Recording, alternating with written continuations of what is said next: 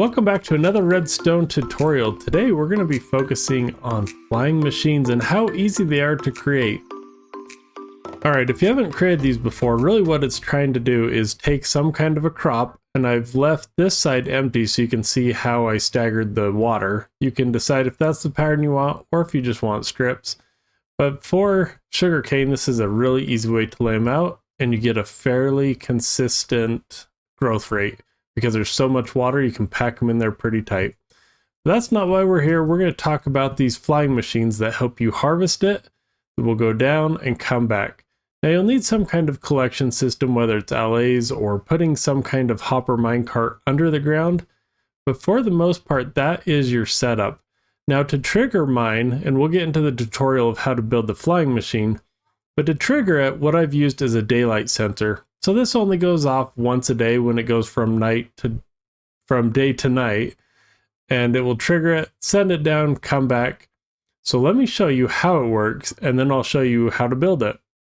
So to trigger this, imagine if the sun now went down and this triggered, and I'll just click on it, and you'll see that it sends a signal through. That trapdoor went down. It's going to go down and harvest it all for us. And I'll show you how to build this here in a second. Oh, and you're definitely going to need a wall. But that will send it all the way back. And it will stop and wait for the next time for it to go. So we'll let it park itself. So you see it's going to do that, and it won't go again until this gets triggered because it's day. And that goes off.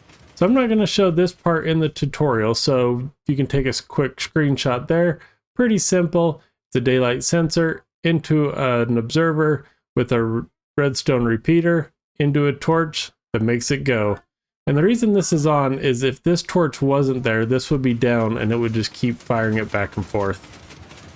But alright, now that you can see how these actually work, let's go in and get one built. Alright, to get started, we're going to put down a temporary block. This can be whatever you want. Don't use obsidian, use a piece of dirt. We're going to put a sticky piston, a slime block, come to the other side, put a sticky piston here, and a slime block there. We're going to break this because we don't really need that. Now put any other kind of temporary block on top of the pistons. Get an observer, make sure they're facing up, and that is, after we break those temporary blocks, your baseline machine. Now what we're going to do is, depending on how big our farm is, come out, I don't know, we'll at least go 4 and a piece of glass there.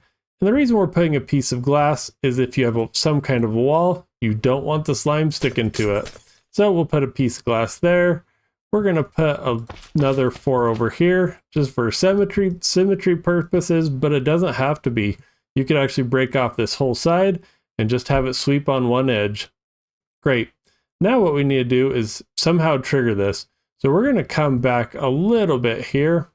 We're going to put up 3 high. Again, these are just temporary, so you can break those out. We need some way of putting an observer that faces that way. So you have an obsidian, an observer facing out. Put a simple redstone repeater on top, set to 2 ticks. We're going to stick a piece of redstone there, and then come out to look at this one, and again build this up 3 high. We're going to put that observer facing towards that. Make sure these are aligned. If you don't, it's going to cause problems.